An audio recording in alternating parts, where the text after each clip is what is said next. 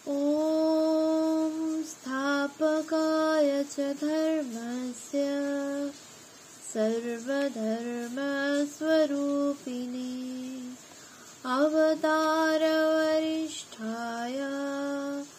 रामकृष्णाय ते नमः। শ্রী শ্রী রামকৃষ্ণ কথামৃত প্রথম খণ্ড। তব কথামৃতং তপ্ত জীবনং কুবিভিড়িরিতং কলমশাপহম শ্রবণমঙ্গলং শ্রীমদাততং ভুবি গৃণন্তি ये ভুরিদা জনা। শ্রীমদ্ভাগবত গোপী গীতা। পৃষ্ঠা সংখ্যা 694, 1884, 26 অক্টোবর। সপ্তম পরিচ্ছেদ, মাতৃসেবা ও শ্রী রামকৃষ্ণ। হাজরা মহাশয়। ঠাকুর শ্রী রামকৃষ্ণের জন্মভূমি কামারপুকুরের সন্নিকট মরাগোড় নামে গ্রাম ইহার জন্মভূমি। সম্প্রতি 1306 সালের চৈত্র মাসে স্বদেশে থাকিয়া ইহার পরলোক প্রাপ্তি হইয়াছে। মৃত্যুকালে ঠাকুরের প্রতি ইহার অদ্ভুত বিশ্বাস ও ভক্তির পরিচয় পাওয়া গিয়াছে। ইহার বয়ঃক্রম 63 বা 64 বৎসর হইয়াছিল। ঠাকুর শ্রী রামকৃষ্ণের ঘরের পূর্ব বারান্দায় হাজরা মহাশয় বসিয়া জপ করেন। বয়স 46-47 হইবে। ঠাকুরের দেশের লোক অনেক দিন হইতে বৈরাগ্য হইয়াছে। বাহিরে বাহিরে বেড়ান, কখনো কখনো বাড়িতে গিয়া থাকেন। বাড়িতে কিছু জমি টমি আছে, তাতেই স্ত্রী পুত্র কন্যাদের ভরণ পোষণ হয়। তবে প্রায় 1000 টাকা দেনা আছে। তজ্জন্য হাজরা মহাশয় সর্বদা চিন্তিত থাকেন ও কিসের শোধ চাই সর্বদা চেষ্টা করেন। কলিকাতায় সর্বদা যাতায়াত আছে।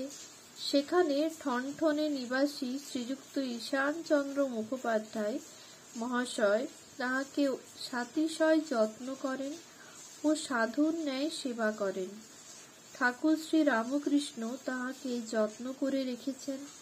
কাপড় ছিঁড়ে গেলে কাপড় কিনে দেওয়ান, সর্বদা সংবাদ লন ও ঈশ্বরীয় কথা তাহার সঙ্গে সর্বদা হয়ে থাকে।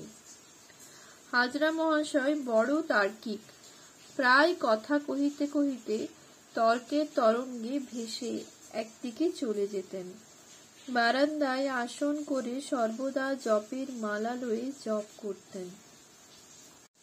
হাজরা মহাশয়ের মাতা ঠাকুরানীর অসুখ সংবাদ আসিয়াছে। রামলালকে দেশ থেকে আসবার সময় তিনি হাতে ধরে অনেক করে বলেছিলেন, খুড়ো মহাশয়কে আমার কাকুতি জানিয়ে বলো তিনি যেন প্রতাপকে বলে কয়ে দেশে পাঠিয়ে দেন। একবার যেন আমার সঙ্গে দেখা হয়। ঠাকুর তাই হাজরাকে বলেছিলেন, একবার বাড়িতে গিয়ে মার সঙ্গে দেখা করে এসো। তিনি রামলালকে অনেক করে বলে দিয়েছেন, মাকে কষ্ট দিয়ে কখনো ঈশ্বরকে ডাকা হয়? একবার দেখা দিয়ে বরং চলে এসো। ভক্তের মজলিস ভাঙিলে পর মহিমাচরণ হাজরাকে সঙ্গে করিয়া ঠাকুরের কাছে উপস্থিত হইলেন। মাস্টারও আছেন। মহিমাচরণ শ্রী রামকৃষ্ণের প্রতি সহাস্যে, মহাশয় আপনার কাছে দরবার আছে। আপনি কেন হাজরাকে বাড়ি যেতে বলেছেন? আবার সংসারে যেতে ওর ইচ্ছা নাই। শ্রী রামকৃষ্ণ, ওর মা রামলালের কাছে অনেক দুঃখ করেছে, তাই বললুম 3 দিনের জন্য না হয় যাও, একবার দেখা দিয়ে এসো। মাকে কষ্ট দিয়ে কি ঈশ্বর সাধনা হয়?